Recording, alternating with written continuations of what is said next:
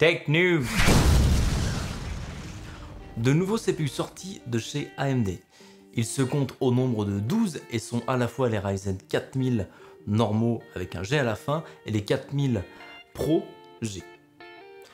Malheureusement, ces puces ne seront pas disponibles pour le marché public car elles sont réservées aux monteurs de PC tels que HP et Dell. Vous savez, les PC prémontés que vous achetez directement au supermarché ou dans d'autres magasins spécialisés.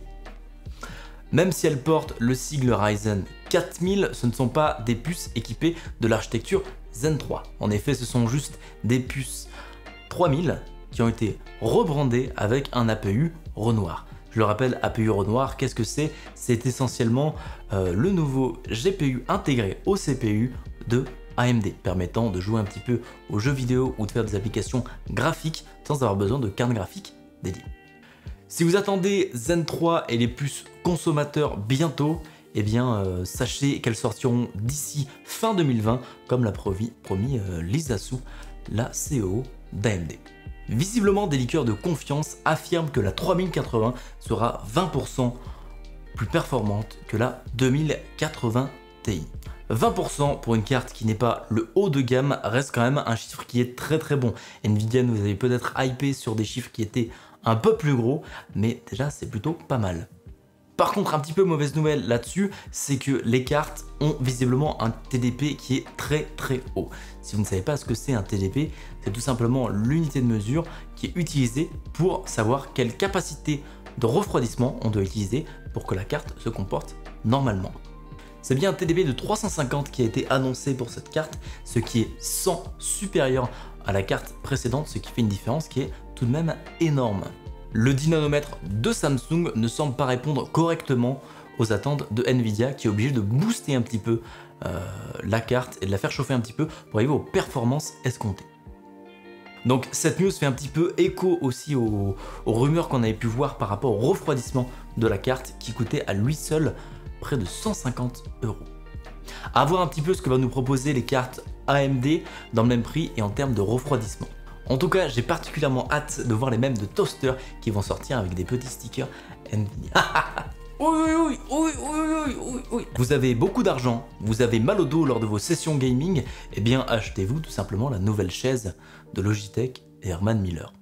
Elle reprend le très célèbre modèle M-Body de la marque Herman Miller. Si vous ne connaissez pas Herman Miller, c'est une société spécialisée et leader dans le domaine de l'ergonomie dans la chaise de bureau. En effet, leurs chaises sont pensées, conçues et brevetées sur la base de grandes études de posture ainsi que des experts du domaine. Ce sont des chaises de très haut de gamme qui viennent entre 500 et 1500 €, mais par contre pour ce prix, vous avez une garantie de 12 ans constructeur sur toutes les pièces. Si vous avez donc tellement d'argent à ne pas savoir quoi en faire, je vous en prie, achetez une de ces chaises. Et si le branding ne vous plaît pas de Logitech, les modèles classiques de M-Body, qui sont exactement les mêmes, sont disponibles dans d'autres coloris. En tout cas, j'ai hâte de voir tous les influenceurs gaming recevoir cette chaise qui coûte la bagatelle d'un salaire moyen d'une personne en France. Il y a des rumeurs qui courent comme quoi Nvidia serait intéressé pour racheter ARM. Mais qu'est-ce que ARM? ARM est à la base une architecture CPU conçue pour l'informatique embarquée ou mobile. Cette architecture est devenue au fur et à mesure l'une des plus puissantes, notamment grâce à son supercomputer équipé d'une puce ARM. C'est aussi un business qui utilise ces puces ARM sous forme de licence pour que les constructeurs puissent pouvoir les exploiter. Donc pourquoi ces puces intéresseraient-elles Nvidia? Eh bien tout simplement parce que Nvidia a récemment fait de gros investissements dans l'intelligence artificielle, le machine learning et le deep learning, et toutes ces technologies-là relient sur des puces ARM pour être le plus efficace possible. Il est donc naturel que Nvidia s'intéresse à ARM pour qu'il puisse contrôler sa roadmap et l'adapter en fonction de ses besoins à lui. Aujourd'hui, ARM serait coté à plusieurs dizaines de milliards de dollars. Enfin, c'est le prix public car en interne à SoftBank, la société fondatrice, eh bien le prix serait potentiellement beaucoup plus élevé vu son potentiel de croissance. Ce grand avenir pourrait intéresser aussi d'autres géants tels que Google, Microsoft ou Apple qui pourraient se lier pour acheter avec Nvidia ARM. Le nouveau téléphone de OnePlus est apparu avec un prix très attractif. Il s'agit du OnePlus Nord. Ses caractéristiques sont presque celles d'un téléphone de haut de gamme. Un écran de 2400 par 1080 pixels, le même que son grand frère, le OnePlus 8 Pro. Un processeur de gamme moyenne, le 765G, de 8 à 12 Go de RAM, de 128 à 256 Go de stockage interne, 2 capteurs frontaux pour prendre des photos, 4 capteurs à l'arrière, une batterie de 4114 mAh et un prix qui est particulièrement alléchant de 399. OnePlus qui revient avec un smartphone qui a un prix très attractif que nous n'avions pas vu depuis le OnePlus 3. Donc des specs haut de gamme, un CPU qui est un petit peu moins bon, mais tout de même on reste dans des prestations qui sont de très haute qualité. Si vous cherchez un téléphone à acheter, eh bien je vous conseille d'acheter celui-là les yeux fermés. La sortie d'Android 11 est très proche et ça fait du mal au téléphone bas de gamme. En effet, les spécifications requises pour faire tourner cet OS ont augmenté. Il va falloir avoir impérativement plus de 2 Go de RAM. Tous les téléphones ne remplissant pas ce critère-là vont devoir passer sous l'OS Android Go. Vous n'étiez pas au courant, nous non plus, et ce n'est pas étonnant. Le smartphone serait même mis en vente dès septembre. Par contre, les spécifications ne sont pas géniales. Un Snapdragon 655 d'ancienne génération, du coup seulement 6 Go de mémoire vive, une batterie de seulement 3400 mAh. Pour équivalence, c'est la même chose que ce qu'il y a sur un Samsung S10e, donc une très petite batterie, et ensuite un capteur photo de 11 mégapixels.